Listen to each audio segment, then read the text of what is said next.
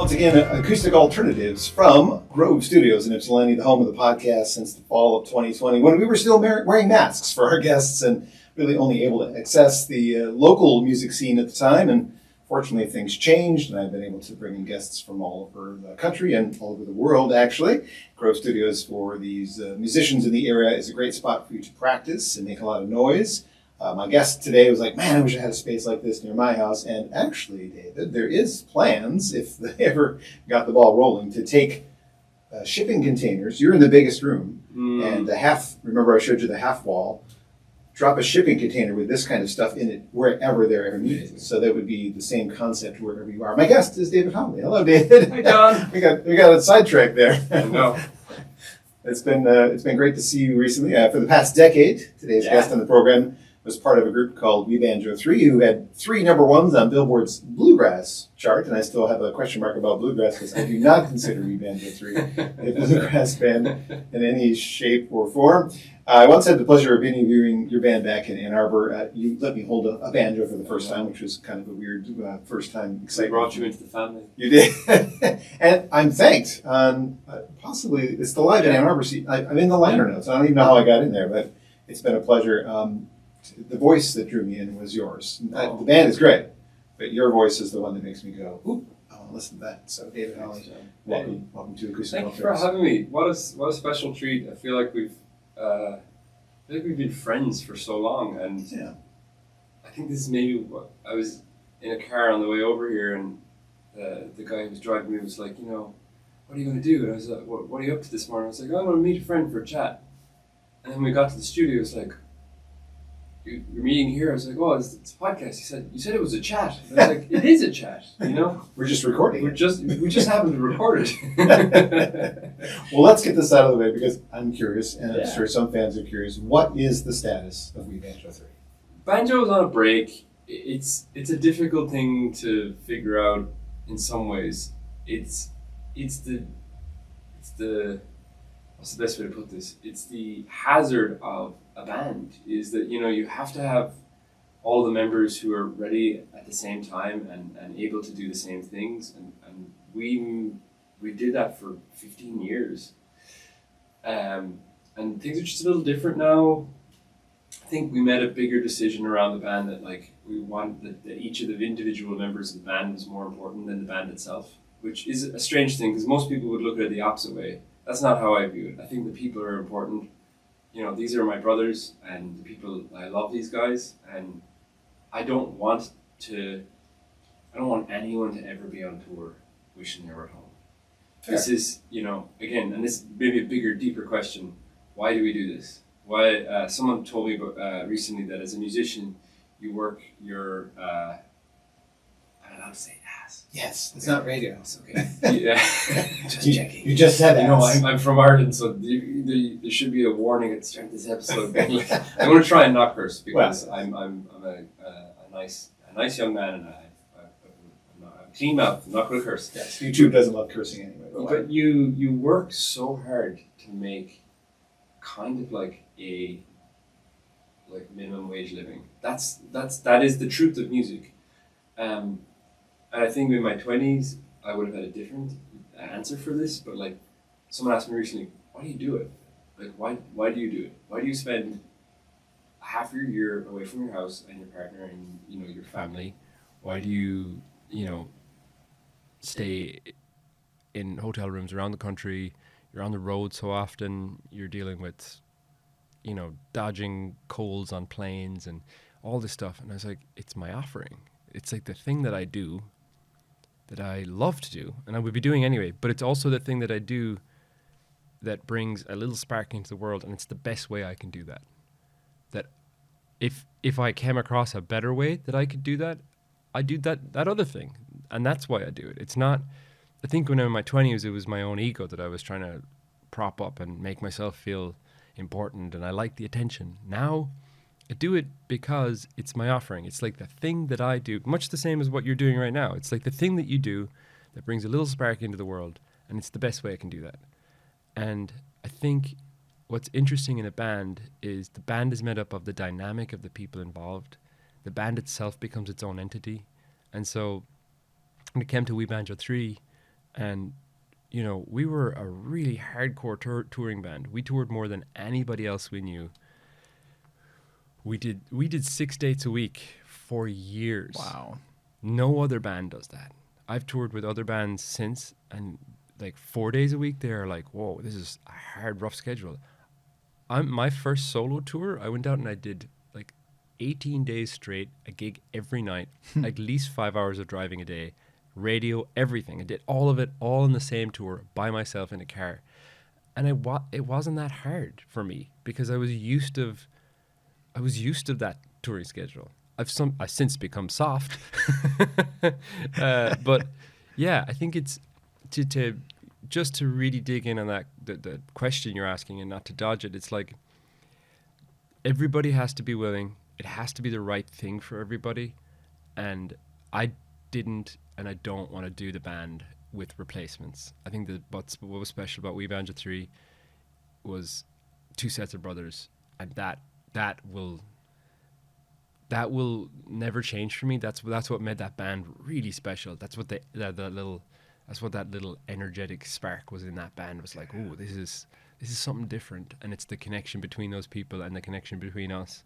And also now, I still get to experience some of the band because my brother Martin, who was in We Banjo 3 with me, often comes out and plays with me now. And we're playing slightly different music, but we're still playing some of the We Banjo 3 music too. Yeah. And so it's just a development too. It's like I'm still doing a lot of the same stuff. The personnel has changed a little bit, but again, the members of We Banjo 3, Enda, Fergal, Martin, were, and I will be shot for saying this. I think there's people out there that love We Banjo 3 and maybe will hate me for saying this, but like those guys are more important to me than any band could ever be. You've said so many things that I admire. Your work ethic, the fact that you respect your friends that much, that you would do that to sacrifice. I mean, this is not an insult, but I just saw your solo show, and it was a much less crowded show than a We Banjo 3 show, which to me makes no sense because I knew we were going to get a similar experience. It was like We Guitar 2 instead because you and your brother and your sister-in-law were up there playing music just like you would with the band. And to me, that was the same. I got the same joy as I did from a We Banjo 3 show because I still got to hear some of the songs and I knew, and that's the reset as well. Like, I think that's been really cool and also really different for me of like, you know, doing shows now, it's different, you know. I'm older as well. I'm like in my mid-30s, whereas, you know, during the really slamming days of the band, I was like late 20s. And someone told me years ago, it was like there's a big difference between like 28 and 32. And I was like, wow. They were right. They were very right. I mean, I'm in my late-ish 50s now, but I still have the energy of a younger person because people don't think I'm that old because I love to experience, you know, new music and promote it. And but it hits you in a different way. It does hit you differently because I am a little slower at... you recover slower. Yeah. I fall asleep in front of the TV way more often than I used to. Anyway, so... Yeah, but that reset is good. I think that if I'm to speak super honestly and super openly, I think that the pandemic was a real sobering moment for all of us, and that's a funny term to use given how most of us dealt with it. Right. But it was a sobering moment, and it was a reset for a lot of things. And for me, in terms of getting back out and doing these shows, We Banjo 3, I remember we played Riverside Hall in Milwaukee, like 2,500 tickets, sold out, flying. But you know, when I started doing this music first, this solo stuff, I played shows where there was like 20 people in the audience. It meant the exact same amount to me, if good. not more. I will say this, that like, it's a reset, and it's hard sometimes because there is the financial element of every musician. I did an interview the other day about being a creative, and it was about it being a creative and not just a musician, but like being in the creative field. And they said, what's the hardest part? And I said, I am every part of the operation. I am the CEO in the boardroom. I am the worker on the line. I am HR. I'm every part. And it's so it's hard to separate out those parts because the worker on the line walks out to, 100 people the other night. And the worker on the line goes, wow, 100 people decided to drive in a snowstorm to come and see this show. And this means something to them. Yes. The suit in the boardroom says, why aren't there 200? Yeah. And so you're always fighting that. And I think now, again, what's changed for me is I want to have a career in music because I think that this is what I can bring to the world, and I want to do that. And I think if you get caught in the numbers game, and if you get caught in saying, well, did I do better last time, or what went wrong, it'll eat away at you so much that eventually you'll lose that spark. And if you lose the spark, then you should be doing something different. So now I think what it is I think that it's a mental game of trying to keep the positive outlook, try and keep the other side rich and light, so that you don't get trapped. You don't get trapped in the, why didn't I do better? Or maybe I should have done better. Maybe I should have done this thing. Maybe I should have done that thing. Because at the end of the day, even now versus pre-pandemic, you can't compare shows anymore. No. It's a totally different world. There are people who I worked with pre-pandemic. They were like our main go-tos in We Banjo 3. We worked with them on every tour. They don't work in the industry anymore. Because they had to find another way to make a living. They just decided, no, I don't want to do this anymore. Yeah. So, everything's changed. So I think that's the other thing too, is like comparisons are, someone once told me, comparisons are odious, which it's such a silly phrase, but it's great, All right. Well, Go. Sorry.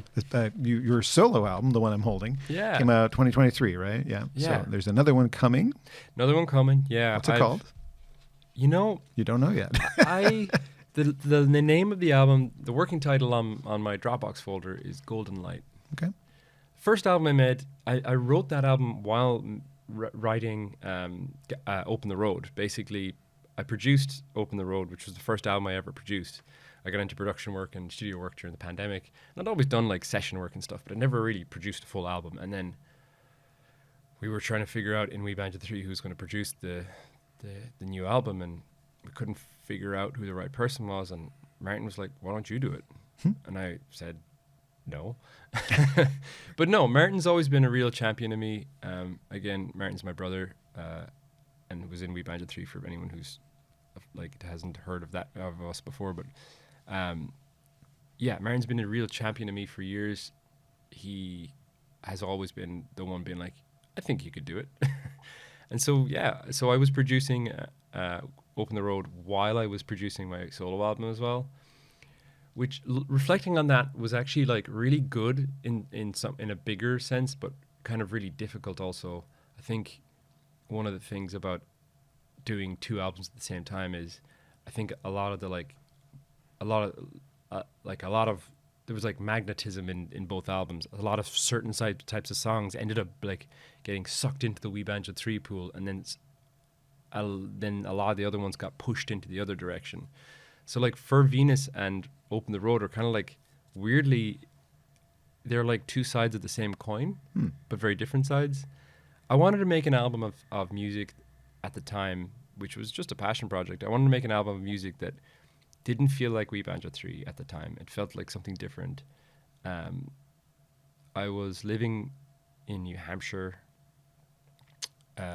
under the base of Mount Monadnock, spending a lot of time outside. I was reading a lot of Carl Jung, Pat Berry, James Hillman, transcendentalists, Okay. I was reading a lot of like archetypal psychology, basically. And I got really into mythology. And so this idea of For Venus was maybe exploring a side of myself that I had never explored, which was, in We Banjo 3, the music is light.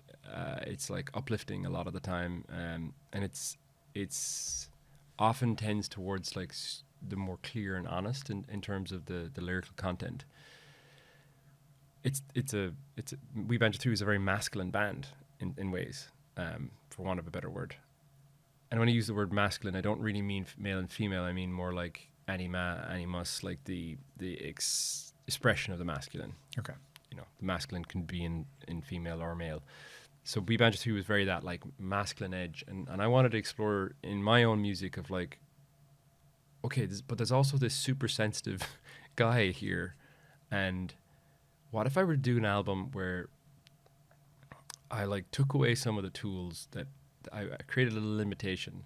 So the entire album, I don't hold a plectrum for the whole album, which is crazy to me.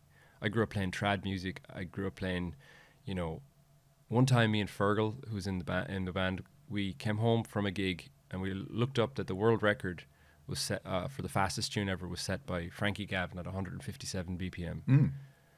We sat down and we played at 171. Whoa. That night. Wow. I come from a tradition of just playing. I'm a player. I learned to use the word artist recently because it's a better descriptor of what you do. But I've never considered myself an artist. I've just considered myself I'm a player. Okay. I play music. Yeah. That's fun right? to do. Right? And I've learned to use the word artist because it's a better descriptor for when you're in meetings with people. Yeah. But so I think for Venus was maybe my exploration of that. I mean, like, what would this feel like to like lean on the song, lean on the lyric, to like also like lean on other people, like create an album of music that's not just me doing impressive stuff on the guitar. What it would be like to be like, how can I burrow into like this, into the themes and the lyrics that like really affect me? And at the time, I was going through a lot, and I was struggling a lot. And there's songs on that I listen to now, like Beneath. I wrote the song Beneath, which features Woven Kin.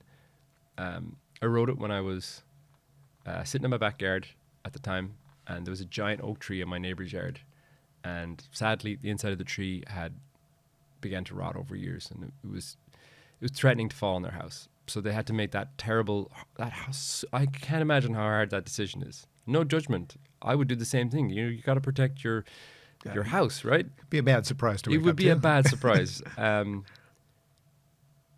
so they took this tree down, and at the time, I was really struggling with my own life. Like, you know, this was middle of the pandemic. I didn't know what I was doing anymore. Who am I? Who am I when I'm not out on stage? Like, have I really tended to that guy in the last 10 years? Like, who is he? What does he want? And I think a lot of that came out in the music. And Beneath is like it's a dark song, but it's a dark song with a lot of feeling and a lot of emotion, a lot of energy in some ways too.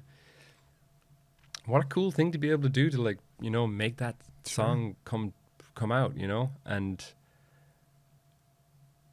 then on the flip side of that, it's like the final song of the album is Feel It, which I wrote. It was like the last song I wrote.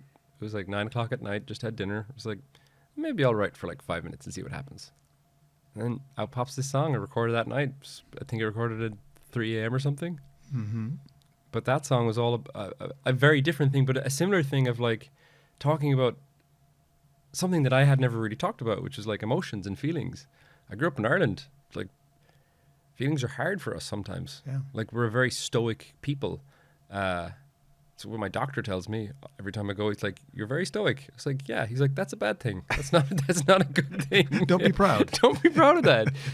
And "Feel It" is a song that I wrote. I wrote about the feelings that people have that they don't share. Like, I know my dad loves me. Absolutely, that guy adores me. I've felt love like nothing else before. Like, from my parents. They like are ideal parents. But the words "I love you" are super difficult. You were telling the story on stage the other night, and I have a parallel experience. My father being raised, I mean, his parents were from Sicily, but, you know, he's totally American. Yeah. Similarly, I don't think I've ever heard the words, but I have heard the words "I love you like a son, Brody," to his dog hundreds and hundreds of times. He's never said to me, "I love you like a dog, John," but he has said, "I love you like a son." So I can relate. Yeah, totally. And this is the thing, is like, you know that that's what he meant. And that's what "Feel It" is. Yeah. And so, yeah, to get into like the songs, they're like, that this album became about those little things that the songs that I didn't get to explore. Play one. You have a guitar. Yeah, let's do it. But this is the longest I've gone without making somebody play a song, so I'm going to shut up and let you play. Which one are you going to do? You can do anything you want, actually. I thought we were going to start with something from the new record, but with the conversation, the way it went, we should play something from this record. So, I'll do Feel It. okay. It's like let's do Feel It.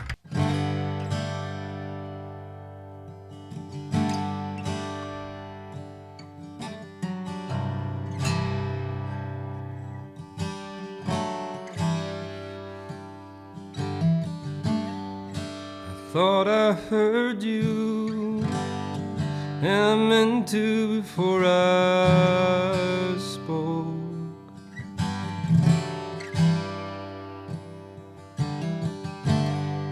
There's a feeling lies between us like a ghost.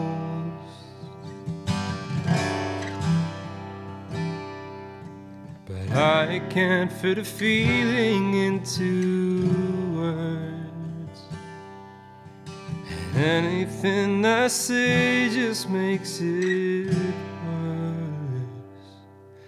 I can tell you I feel it, I can tell you I feel it, I can tell you I feel it too.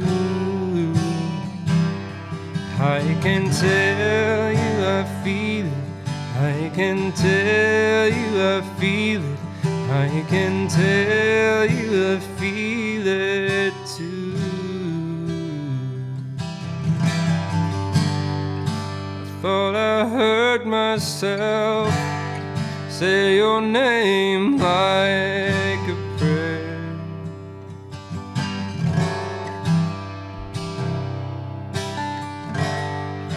Did it mean so much that I hold you with the angels?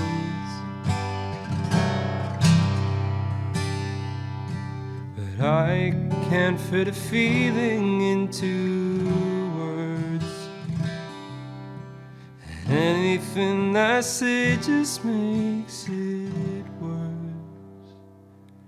I can tell you I feel it, I can tell you I feel it, I can tell you I feel it too.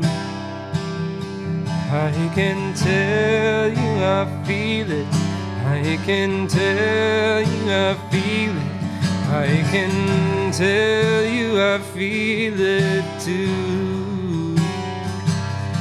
I can tell you I feel it, I can tell you I feel it, I can tell you I feel it too.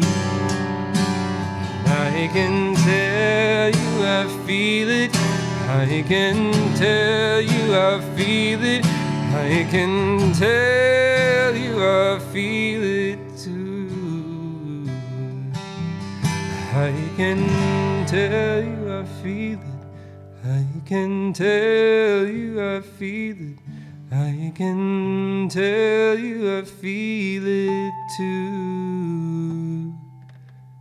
I can tell you I feel it, I can tell you I feel it, I can tell you I feel it too.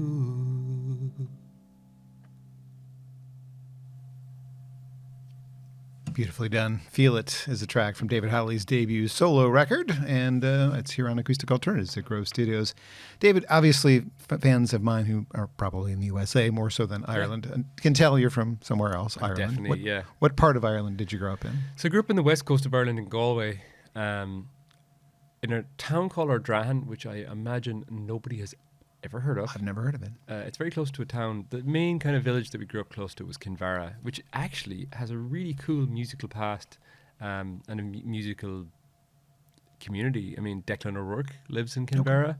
Okay. John Prine loved Kinvara. Literally, the first time I ever heard John Prine playing was sitting in a pub in Kinvara with his guitar playing songs in a session like a normal person. Like, did he not know he was... I think John Prine is the only person who didn't know that he was John Prine. Nice. Well, what kind of things did you do growing up? I mean, obviously music is a part of your background, but what, like, as a kid, what were you doing before you picked up an instrument? Yeah, so I played hurling, which is our, national sport. Very different to the type of hurling you do here, which is usually after you go to Wolverine for too long. Yeah, I played hurling in sports. I was never huge into sports, but water became like this really big draw for me. So I grew up, did a lot of swimming when I was a kid, and then ended up learning to surf as a teenager, which, again, people are like, surfing in Ireland? That sounds very cold. And the answer to that is, you are correct. It is very cold and very windy. But the flip of that was I grew up surfing, when it was just me and my brother and our two friends, and then we were the only people in the water. So you've got whole waves to yourself, just like an ocean of waves, and it's just you and your friends. And it was great. And it was a really cool way to grow up as well, of like, to be in an environment like, you're in the Atlantic Ocean, it's winter, so it's 3 p.m. and the sun is starting to fade. You're bobbing up and down on 12 to 15 foot waves. And there's a giant cliff face in front of you. Oh. And there's a seal that keeps banging into your legs and scaring the living bejesus out of you. He's not singing "Kiss from a Rose" this time. No, that's a very different seal. Yeah. I've never met that seal yet. Okay, just checking. But yeah, it was a great way to grow up, and like I think it's actually sort of influenced my music in ways too. Like nature and water, particularly the ocean, has been like a really big inspirational force for me. A lot of the writing I do is, which I don't really think I fully ever realize until I do it, but a lot of the writing I actually do is when I'm out in the middle of nowhere. I live in Colorado now, which if anyone has never been there, it's very high and there's a lot of sun. So I would say it's not a great place for an Irish person. I just don't go outside. No, I'm joking. You burn. I burn very quickly there.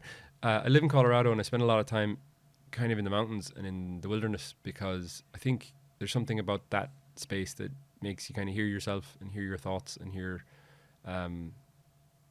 It's funny, I used to live in Nashville and I really love Nashville.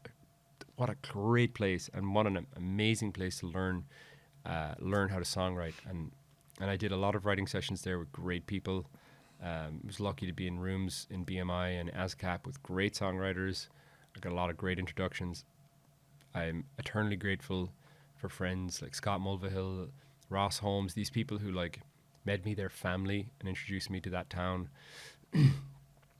And I realized at some point that I maybe wasn't the best type of songwriter for Nashville.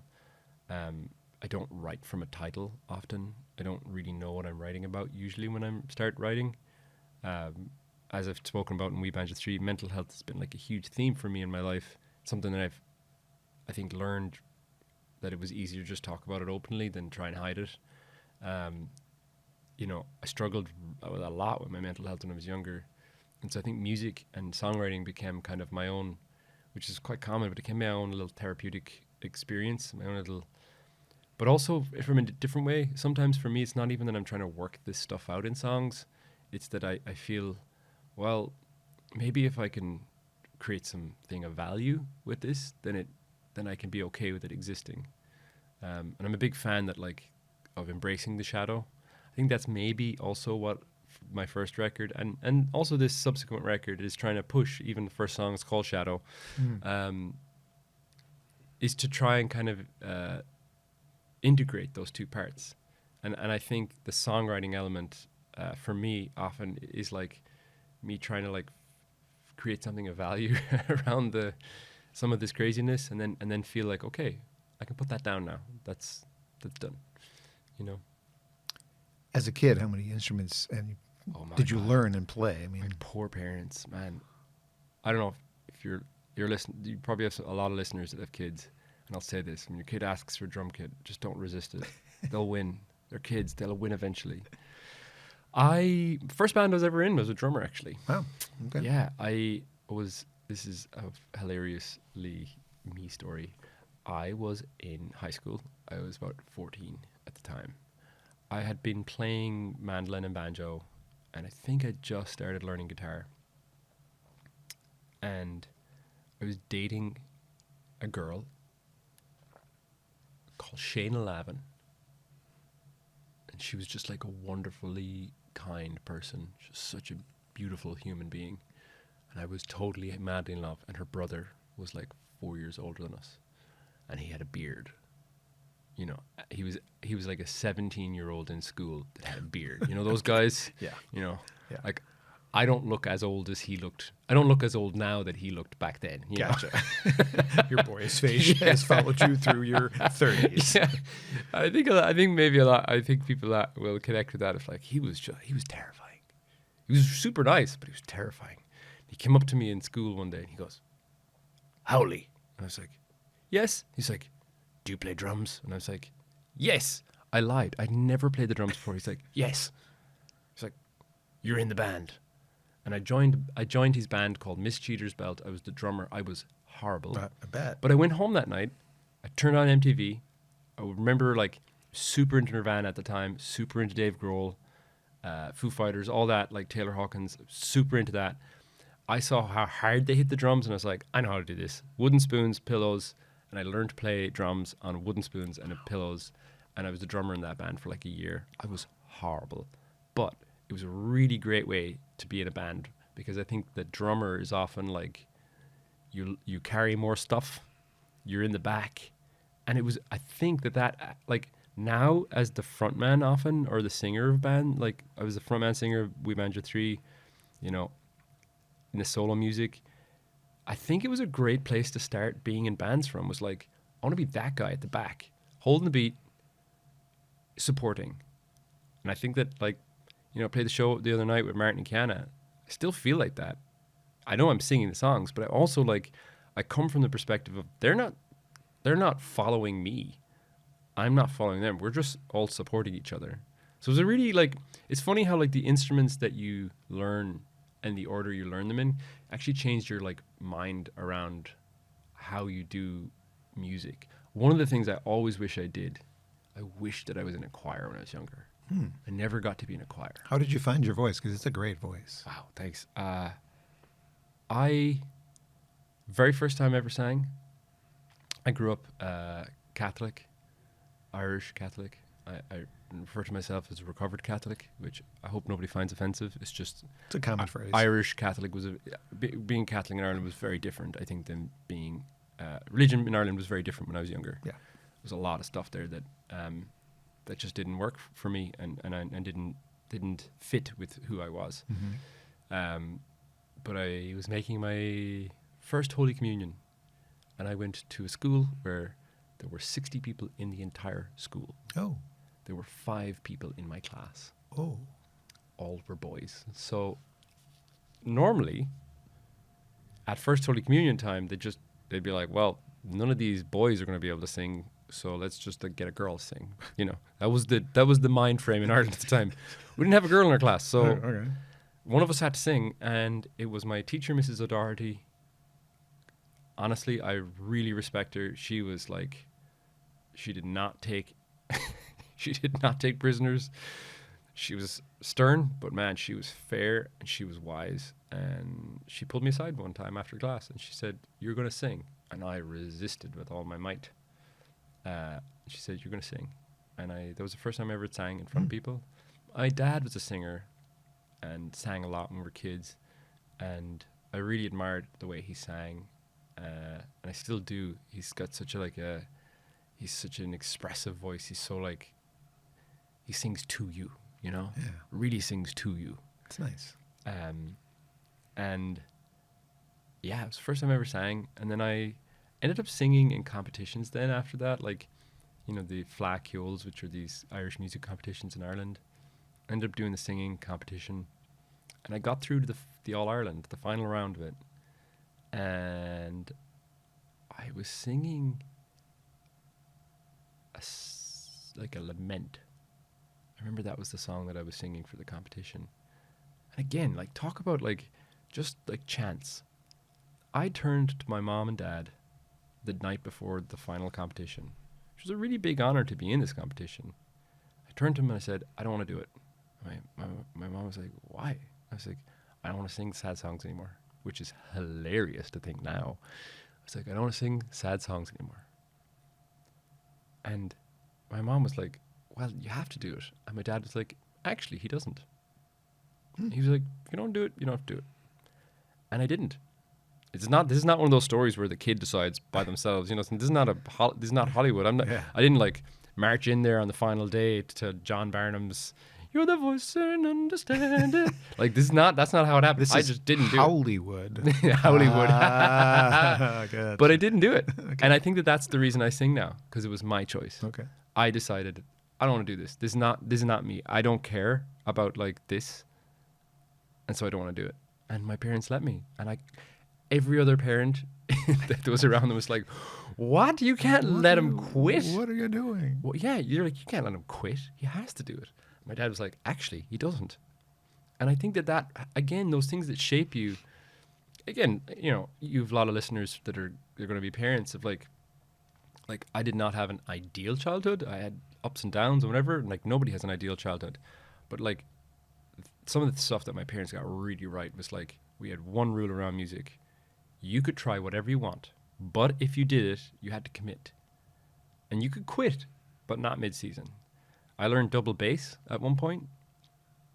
I hated it, but I did 6 months of it because I had signed up for 6 months of it, and I did 6 months of it. And now, as a studio engineer, like as a producer, being able to, like, I wouldn't say I can play bass, but I can play enough bass, and that is priceless to me, to be able to sit down to pretty much any instrument in the room and be like, I can play enough of this to get an idea out. I can play enough of this to put down something for now, and then let's send this out to a real player. I can put down the idea of this. And like that, I think those moments, some of those choices that you make are super important. Like if I had kids and my kids turned to me and said, I don't want to do this anymore, I'd be like, okay, that's fair. You sound like you've made a careful choice about this. I'm going to encourage you to not quit, but I'm not going to force you to do it. So yeah, I think that was like a huge impact on me in terms of the music stuff, was like choice. It was always my choice. Very good. Well, before I continue my line of questioning, because, you know, there's a limited amount of time that I get to spend with you, and I have to eventually go to my actual day job. You have a guitar. Would you like to do one of the new songs? Yeah, let's do it. Let's do... You know, can I sing you... I haven't talked about this song yet, but it's the latest song that we... Anything you want. Love it. This is the latest song that I brought out. It's called Chapter 1. I've heard it. This was the first song that really took me by surprise, I think, in my life. My now partner, we were friends for years, and she sent me a text one night. It's about like a year and a half ago. I haven't been together that long. We've known each other for years. She sent me a text in the middle of the night. Well, middle of the night Irish time. I just finished up a bunch of studio work for somebody else. You know, my little studio room was microphones and tube mics everywhere, and you know the chaos that you get into after a day of recording, where it's just spaghetti city in terms of cables. And she sent me a message with a link to an article in the Atlantic about the buy-in of falling in love, the feeling of falling in love, and how like there's a certain buy-in, there's a certain amount of risk involved. And me being the completely overdramatic person that I am, didn't respond immediately. I wandered around my studio cleaning up, and in the space of 2 hours, I had written and recorded this song. It's called Chapter 1. It starts with a line from my grandmother when I would end up in ER as a wild child. She would say to my parents that the wildest of youths makes the wisest of men. And I think that maybe that applies a lot in love, a lot more in love now than I could have ever imagined. That, you know, we all have quote unquote failed relationships. And I think in that night, what I realized was all of the relationships I'd ever had led me to the point that I'm at right now. And in some ways in that night, I was so grateful for all the things that went wrong, all the moments that I did wrong, all the moments that I was hurt, because they were little learning lessons that I needed to have to be who I am now. And I still don't feel ready. You know, that's the wild thing of like, it's like a train is coming at you when you think about it, right? doesn't it? It is. I mean, it's crazy. Don't start the song until the train passes. But anyway, I had finished up all this studio work, and normally, you know, any songwriters that are listening right now, they know exactly the next step. You write a song, you pull out your phone, you go to the voice recorder on it, hit record, and you record a pass of the song just so you can remember it. And for some reason, I've never done this.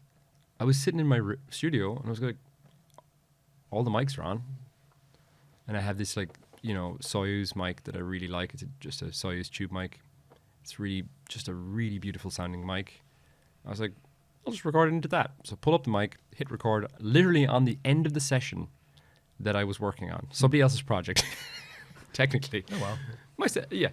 And I just hit record, and I just sing it into the mic, thinking, okay, that's just like a demo. And then I'm producing the album, and I'm trying to re-record the song. I maybe re-recorded 5 different versions of this. I could never get the emotion and the feeling that was in that first night.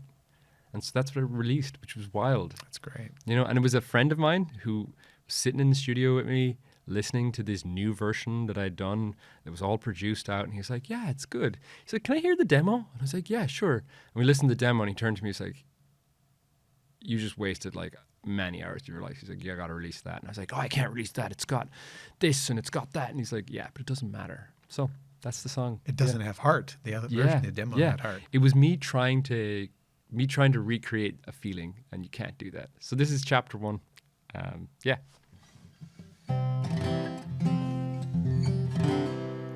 Oh, I never pack a raincoat.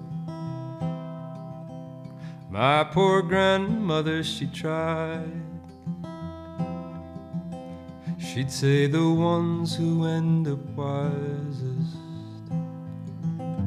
are the ones who start off wild.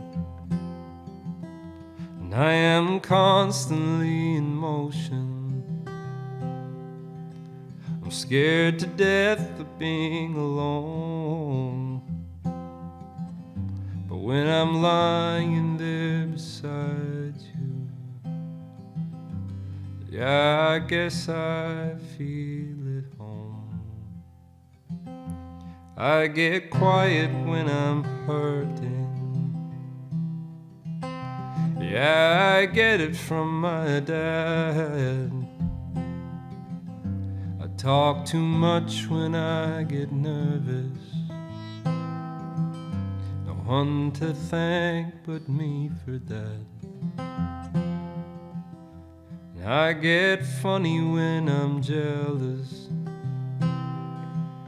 I think too much, ask not enough. So if you ever think I'm being distant, I hope you always call my bluff. And what if I don't deserve you enough? Make a world and I can't hold it up. What if all that I've known to be true about love was only just chapter 1?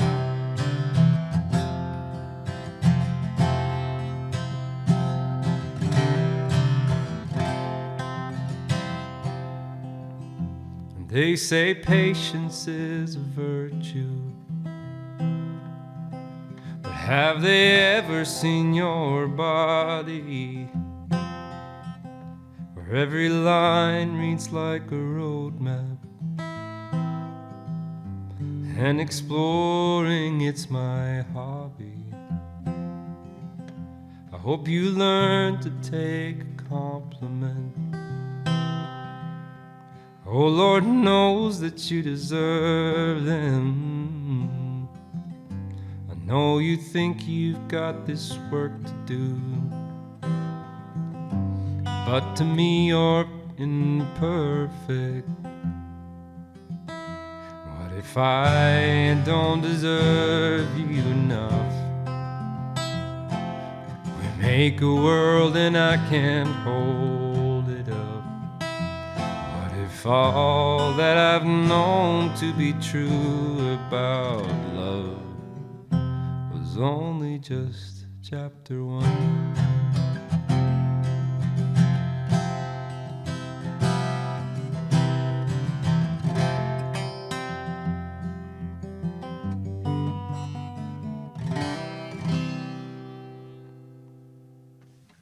That is beautiful. Thanks, John. I want you to have a hit with that, but my mind went to, what if Hosier recorded that? I mean, just because he has a bigger audience than you, Yeah. I wonder what that would do, because that's a beauty. Here's the thing, though, and I agree with you. I'll be super honest. I'll get super honest. I probably last July I was walking across a car park. I turned to my partner Caitlin. I said, "I think I'm gonna quit," and she's like, "Okay." Like, quit what? And I was like, "I think I'm gonna quit music. I think I'm done." And she goes, "Okay." She's like, "Let's set it. I'm gonna put a meeting in the calendar from a year from now." She helps me a lot with my work. She's like, really I'm the ADHD type, so I find structure really difficult, but I need structure. She is my structure. She's the structure in my life. She, if you've listened to my new album, if you're listening to me now being like, "Oh, I've heard that guy," it's probably because of her. She's the person who's like in the background, just like really helping me. She said, "I'm going to put a meeting in the calendar a year from now. It's an hour-long meeting, and we're going to discuss you quitting music." I thought that was it was like the smartest, most annoying thing that someone could do. I think at the time I was just, I felt like I was coming up against all the walls, all the no's, all the struggles, all the bits that you can't move. And what has happened since was like, oh, that's right. I have a whole fresh new set of problems right now, but the problems that I had back then, they're not really here anymore. I think that one thing I'm starting to learn is I don't need to fix all the problems all the time.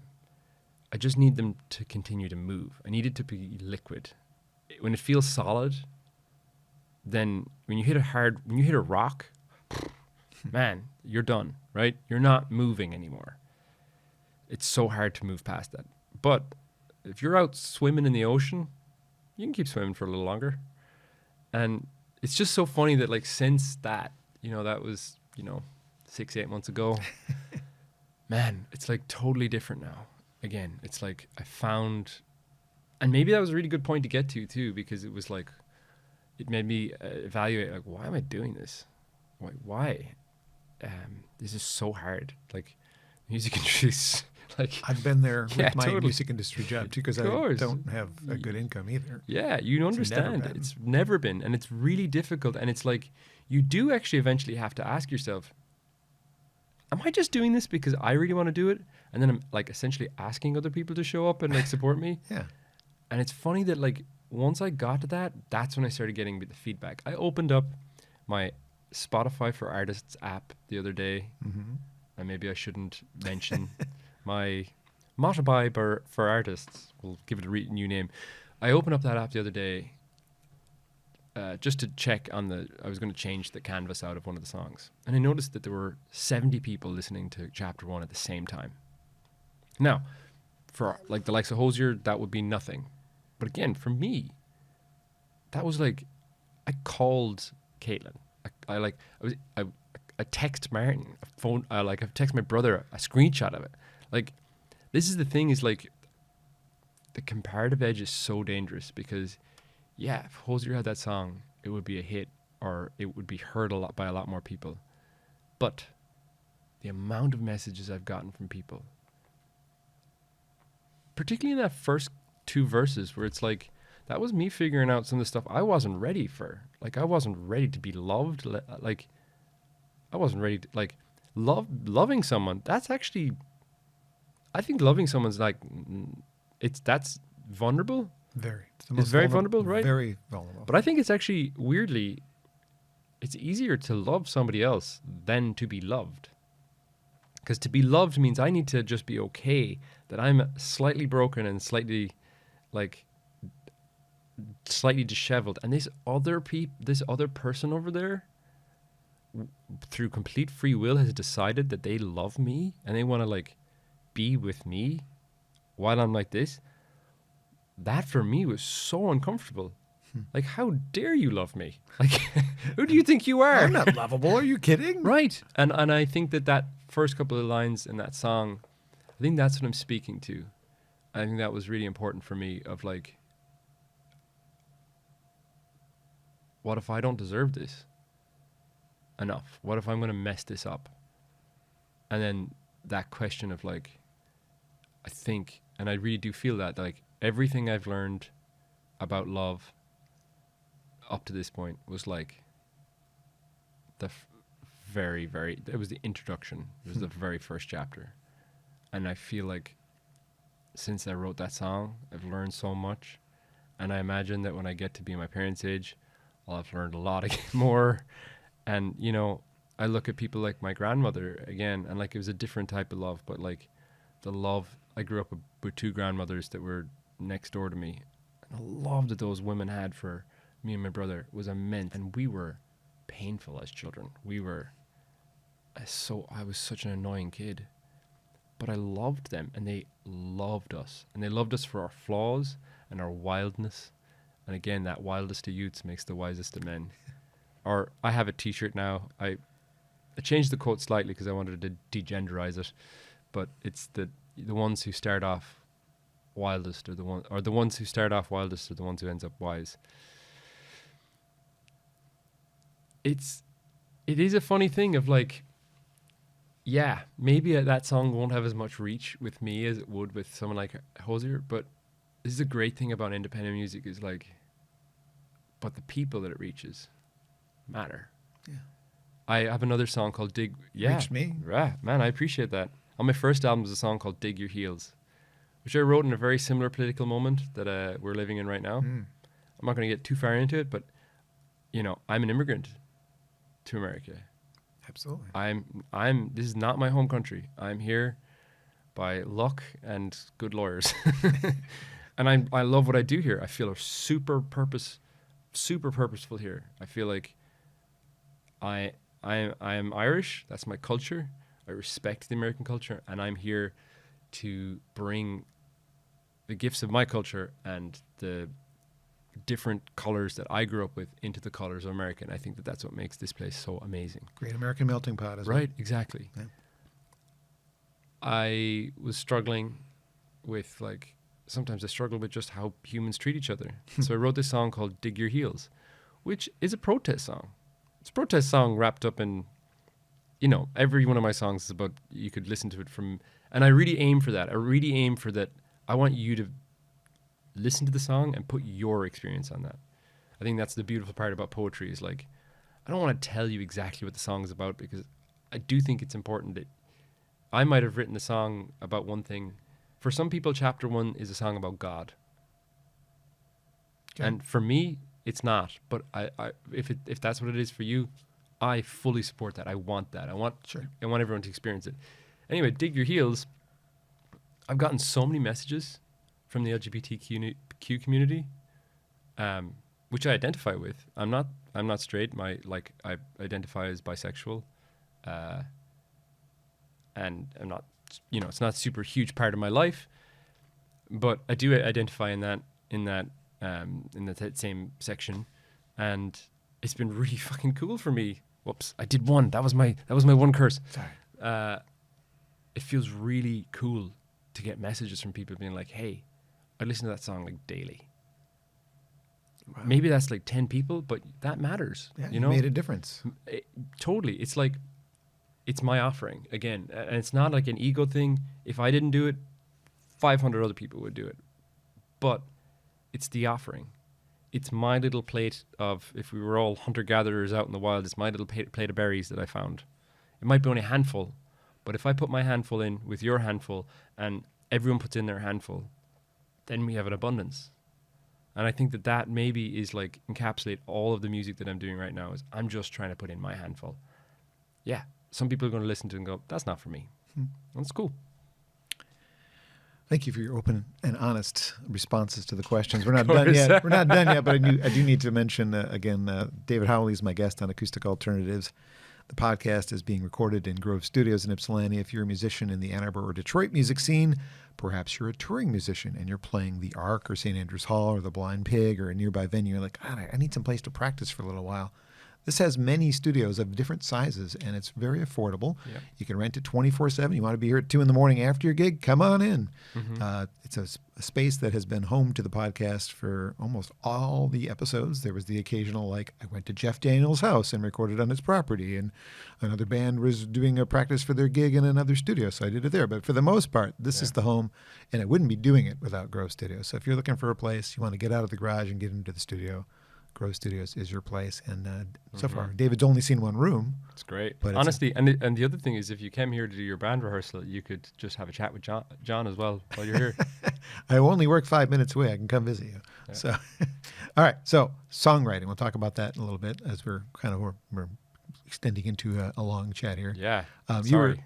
No, I'm enjoying chatty it today. I'm enjoying it thoroughly. I have a whole bunch of things that I'm going to skip over for the sake of time. Do you approach songwriting differently as a solo artist than you did as a member of We Banjo 3, or is it pretty much the same thing? You just kind of parse it out like that would have been band song, this is more solo song? I never wrote with the intention of anything being anything. If that's the place to start with that. Like, I think I just, again, what was actually really nice is when I was writing for We Banjo 3 and I didn't have this solo music, sometimes like I would just end up with Dropboxes full of songs that I didn't know what to do with. Now, other artists have recorded some of those, and I've worked on songs with other people that they've recorded. Great, but it is hard sometimes when you're like, well, that's actually a really nice little song, but I don't think it's ever going to get on a We Banjo 3 album. So often I don't know what I'm writing when I'm writing it, and maybe this is the cool thing too. If like I see production as I got a chance to work with Trina Shoemaker once, who's a fantastic producer. She's like Queens of the Stone Age, Brandi Carlile. She's produced incredible. Trina has produced some of the most incredible albums. She is an absolute legend. And she once said to me that production is an extension of songwriting. And I was like, that's kind of a cool thing to think about. That yeah, the song is the lyrics and the melody, sure. But maybe also, say in the case of We Banjo 3, where it's like a semi-instrumental band too, like some of our bands, like if you listen to Sunflower or Haven, those songs aren't complete without that little mandolin riff or that little banjo like run or that, fiddle line. Like if you think about Stevie Wonder's Superstition, man, the lyrics of that song are killer, but without that, that's the bit that you recognize. Yep. And I would see that as songwriting, but I also see that as production. That's like, so maybe the thing that actually shifted was starting to produce my own music and produce the band's music, and even when working with other producers now, because I have that like a little bit of experience in that world, that's what feels really fun. Is like, people say like, what comes first, the lyrics or the words or the melody? And I'm like, sometimes it's neither. Sometimes it's like a flash vision of like a drum shuffle, or it's like, what would happen if I put a double bass on a side chain with a kick drum? So like what they do in EDM with big bass drums. What if I did that with a double bass and an acoustic kick drum, but I used all the same side chaining and all the same compressors? What would that sound like? And then I'm writing for like that song for Venus, the title track of the first album, and I get to the end section and I'm like, I really want this to feel like it's like passionate. Ooh, what about that kick drum double bass idea? And I ring my friend Scott and I'm like, I need you to send me 6 minutes of you bowing the same string over and over again. 6 minutes. And like, so yeah, I think that Okay. more so now I view it as like, I'm not a traditional songwriter. I'm not like that. I'm not super talented in the like I've worked with people like Kat Higgins and like Scott Mulvihill, you know, McKenna Hartland, these incredible Nashville songwriters that are young. They're my age. Like Kat wrote Mexico for Carrie Underwood. Okay. Like she's a phenomenal songwriter. She's like some massive country hits. And I get into a room with those people and I'm like, oh my God, I don't know anything I'm doing. But I think coming from the Irish traditional perspective of like the texture of the music is like really important to me. And so I probably see myself more in line with songwriting like that. And I think, you know, if modern music has a lot more of that, when you listen to a Bon Iver record, you can hear that the production is as important as the songwriting. And that's been really fun for me. And I think that maybe that's what's shifted in terms of like when I was writing music for We Banjo 3, I just didn't have to think as much of all the parts. I was like lyrics, guitar part, and I would often have some ideas around the banjo and the mandolin parts, but I would also try and be careful not to get attached to that because, you know, they call that demoitis. Because at the end of the day, I wasn't the mandolin player and I wasn't the banjo player in that band. Now, as a solo musician and doing this, where I can have anyone in my band at any time, you know, I love piano. So there's a lot of piano on my records. But I also love the bouzouki. So there's bouzouki on it. On my first album's Calabash, there's, you know, a Moog synthesizer alongside traditional Irish fiddle. Why not? Why not? So it is different. It's like I think the playground got bigger with my solo music, and then the stage show then follows, and that's a really fun part of it too. I know you didn't. This is in a slightly different question or getting into a different thing, but that's also a big part of it. Is like then taking the record and being like, okay, how am I going to make this happen on stage? You know, and how can I do this when it's just me? How can I do this when it's a full band? So the production kind of the album grows into the production of the stage show then. Cool. You mentioned Haven, and did you write the lyrics for that one, or is that a group project? Yeah, well, me and Martin sat down. We started Haven in Nashville. I can't remember what we were doing there, but I do remember being there, and it started with the mandolin melody and the guitar part. And I had written another song years earlier that had the line, "Lay down your weapons, lay down with me." And Martin remembered that, and he was like, that'd be a great first line for a song. And I started with little journal entries, and I tip my hat to Martin in that a lot. Like, I did not write a single word of that song down. Martin kept all of that song together through all of our different... We probably wrote that song over 6 months. Kiana, his wife, was a part of it too.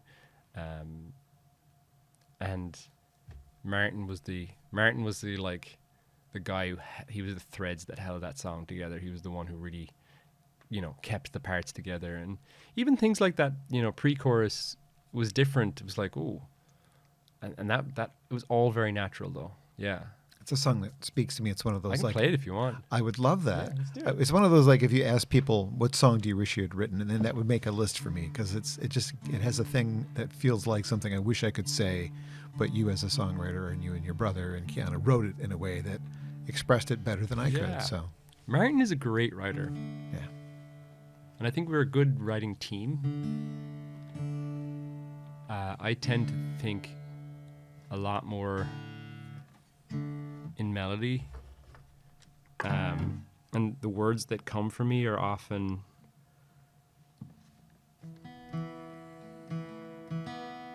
I write... My writing style is like percolation. I don't try and ever force it anymore, because it's never good if I force it. But my way of writing songs is I will write for a little bit, and if it's not flowing, I'll walk away. And then at some point I'll just pick up the guitar and start singing and playing, and the words will just flow out. Usually any of the songs that have ended up on albums for me have been like written in 20 minutes. And some of them I struggle with for a little longer or maybe add to later on, but generally it's like percolation for me. And Martin's really good at like holding the line in between. You know, I could forget about a song for 4 years. Martin would be like, hey, remember that song we were working on yesterday? Why don't we? So like the song started with a...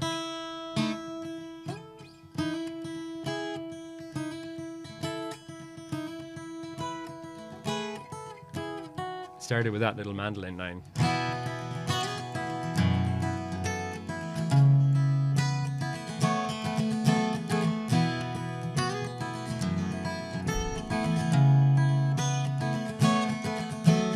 Lay down your weapons, lay down with me.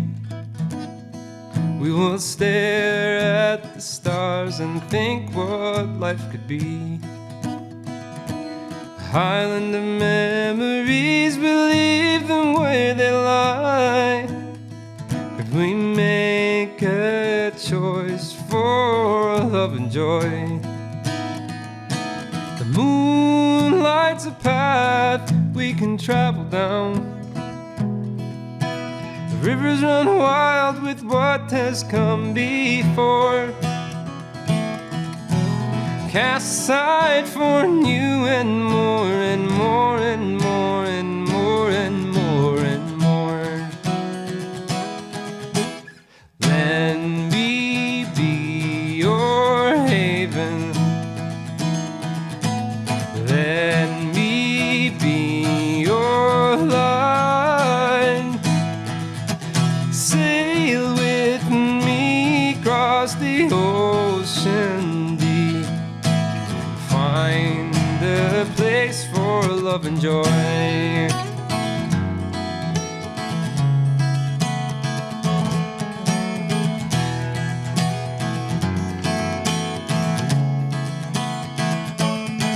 We've had trouble, we've had strife, we've met our plans to march on towards the promised lands.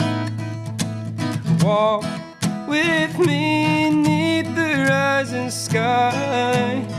Could we make a choice for love and joy? The moon lights a path we can travel down. Rivers run wild with what has come before. Cast aside for new and more and more and more and more and more and more. Let me be your haven. Let me be your line.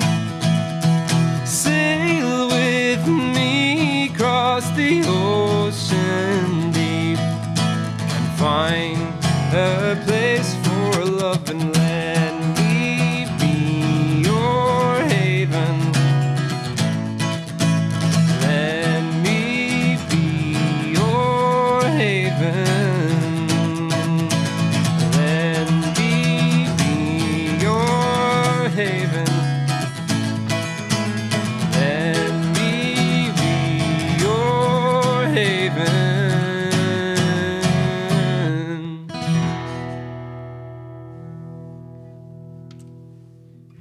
Well, no matter what else happens in my day, I've had the best moment I'm going to have all day right freaking there.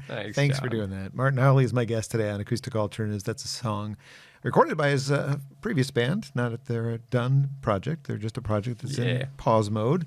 We Banjo 3. Look it up, stream it, buy it, whatever you got to do, own that song. That is a definite classic for me. And, thanks. Yeah. Appreciate you playing that. Thank you. Thanks for asking me. And thank you for wearing the We Banjo 3 t-shirt as well. One of the two I own. The other one was related to an ARC show that That's right. I was wearing it on Wednesday at the ARC show. This is Seamus the Sheep. Seamus the Sheep. There he is. Yeah. Well, we're kind of running short on time. I've got a bunch of more questions, so let's do the short answer versions. Let's do it. All right, let's see. I've never been one I know. to be... sorry. It's okay. I'm loving the conversations. I had 4 coffees this morning in preparation for this. You must need to pee, so let's go. What was playing for President Obama like? Wow. If you can be short about that. Yeah, it's totally. impossible. Honestly, an honor. honestly, it was like one of those things where it was just so surreal. I also learned a very valuable lesson. When you meet the president, the Secret Service take you aside and they say, hey, we need to prep you on some things. Don't hand him anything. He's not going to take it. Don't touch him unless you, like, if he puts his hand out to shake your hand, shake it, but don't touch him. And the other thing is, you refer to him as Mr. President. That's it. Always, thank you, Mr. President. Rehearse saying, thank you, Mr. President. Wow. And just say that. And I, being cocky at the time, was like, I talk on stage every night. I'm like totally fine. I'm like totally chill, man. So he reaches out his hand, shakes my hand, and says, wow, that was a fantastic performance. And I said, thanks very much, man. And then he looks at me with a kind of like total shock and a smile. I was like, You didn't say Mr. President. no, I just called the president, probably the most powerful man in the world, man. Because it was natural. You were just having conversation, right? It's like, again, I come from a super casual culture where like everyone's respected, you know. I will look back on that with a lot of laughter, and also like I learned a valuable lesson. Listen to what they tell you. Rehearse it. Not as a performer, what's your favorite music experience as a fan of music? Like something you saw or... That's a great question. Wow.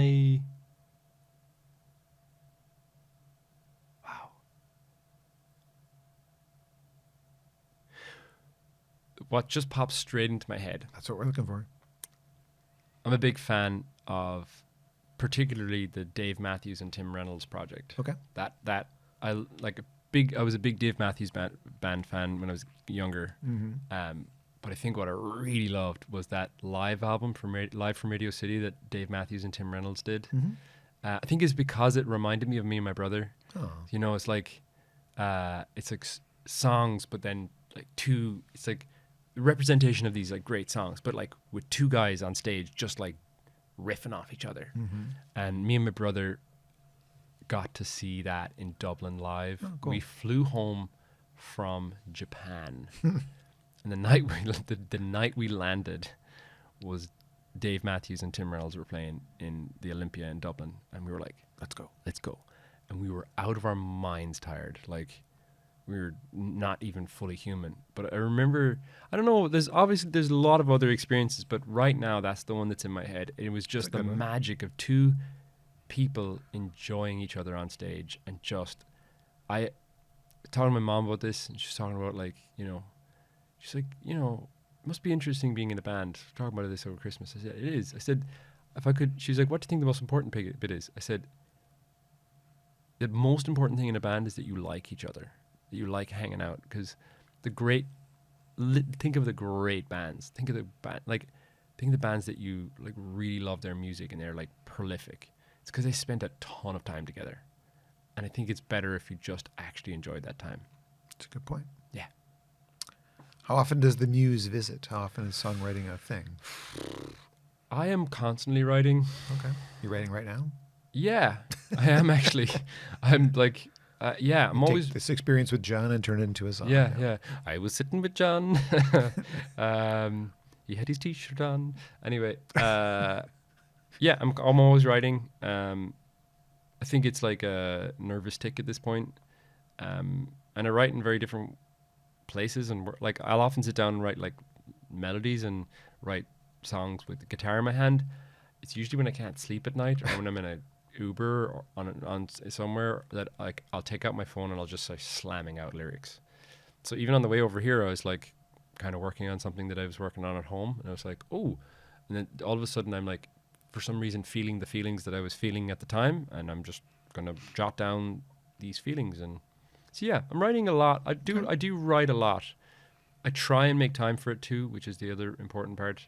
Like try and make a little time in my day for noodling. I think noodling is like the secret weapon of any writer. It's just ideas pop out while you're doing that. Yeah, it's just pick up a guitar for no reason, and just play.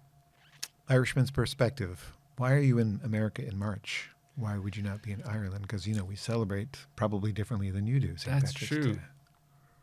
Honestly, I think St. Patrick's Day is a bigger event in America than it is in Ireland. That's what I thought. Yeah, it is. And I think it's because I think that my experience is that there's two different versions of Irish people, and there's two different versions of Irish culture. There's Irish culture in Ireland, and then there's Irish culture in America, which is more Irish immigrant culture. So like in Ireland, we have never seen corned beef and hash. That doesn't exist. But it's a huge thing for the Irish immigrant population here, because like I grew up with bacon and cabbage, which is what corned beef and hash essentially is a representation of, but in the immigrant form. And so I think that's why I'm here. It's like, I think that there's actually a real, and it's different. Like, I think this is the first year, I've been living in the US pretty much for like 10 years now. Okay. And this is my first year where I like even my friends joke me, they're like, you now have Barry's tea. And like Barry's tea is like the brand of tea from Ireland. Nobody, like every Irish person has about 800 boxes of it in their house. Like literally, this is like, my dad doesn't drink water, he just drinks tea. Oh. This is the first year I've ever started buying that and keeping it in my house. And like I'm that guy that's flying back from Ireland with like bags of tea and bottles of illegal whiskey in my suitcase. I think this is the first year that I'm like, I've started doing those things that people do when they move away from home, where they like try and bring a little piece of home with them. Mm-hmm. And so I think that's why I'm here. I think it's like, it's really cool to be able to like play shows and then have people come up and be like, I left Ireland 35 years ago. And you're like, wow, that's crazy. Yeah. You know, and you get to like bring a little piece of home to them. We're damn glad to have you here. I'm really glad to be here. Would you feel comfortable doing another new one, or shall we just say we're done? Let's do another new one. All right, and then we're going to be done. Yeah. Because I got to go to work. Yeah, let's do another one. What is it? What is the song you're going to do called? That's a good question. How many of the songs are ready for this new album that we don't know the name of officially? Well,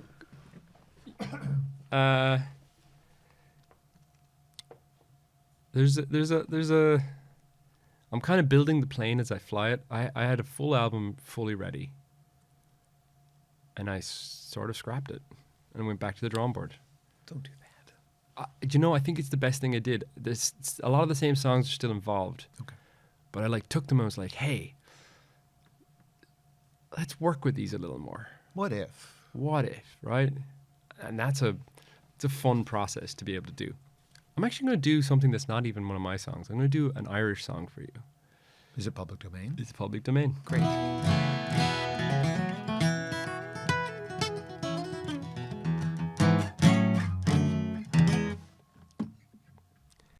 Does it have a title? Mary and the Soldier. I learned it from playing of Paul Brady. And it's like, I think a lot of artists, a lot of musicians, I started off as a pub musician, doing gigs around. I used to do 14 gigs a week at one point, which is too many gigs a week. But this was the song that I would pretty much start every gig with. It was like my settle-in song. I think a lot of artists have this, particularly if you're like a, cover musician, if you're doing pub gigs or whatever, that you have a song that you sing that you like, this is how you settle into the gig. And this is called Mary and the Soldier.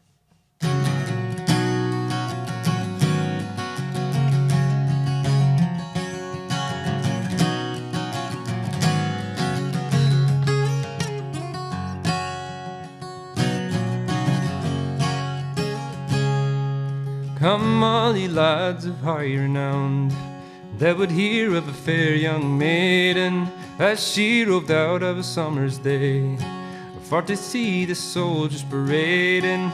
They march so bold and they look so gay, the colours flying and the bands did play. And it caused poor Mary for to say, oh, I'll wed you, me darling soldier.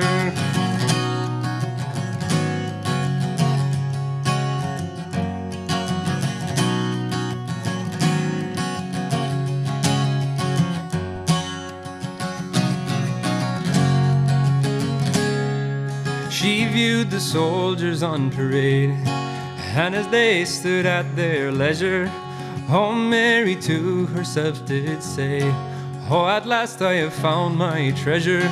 But oh, how cruel your parents must be, to banish me, darling, so far from me. Oh, I'll leave them all and I'll go with thee, me bonny undaunted soldier.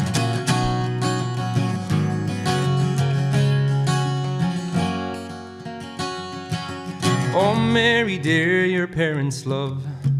Oh, I pray don't be unruly, for when you're in a foreign land. Oh, I pray don't be unruly. Perhaps in battle I might fall from a shot from an angry cannonball. And you so far from your daddy's hall to be advised by a darling soldier.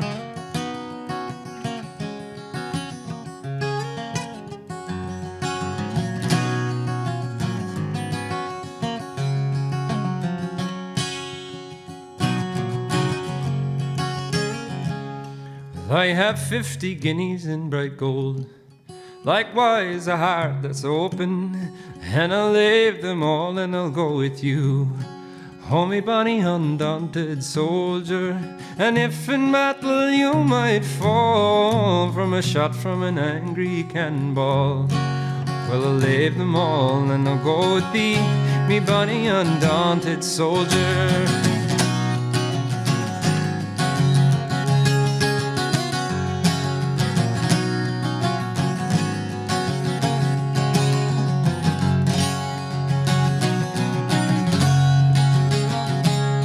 And when he saw her loyalty, and Mary so true-hearted, he said, me darling, married we'll be, and nothing but death will part us. And when we're in a foreign land, I'll guard you, darling, with my right hand, in hopes that God might stand a friend to Mary and her darling soldier.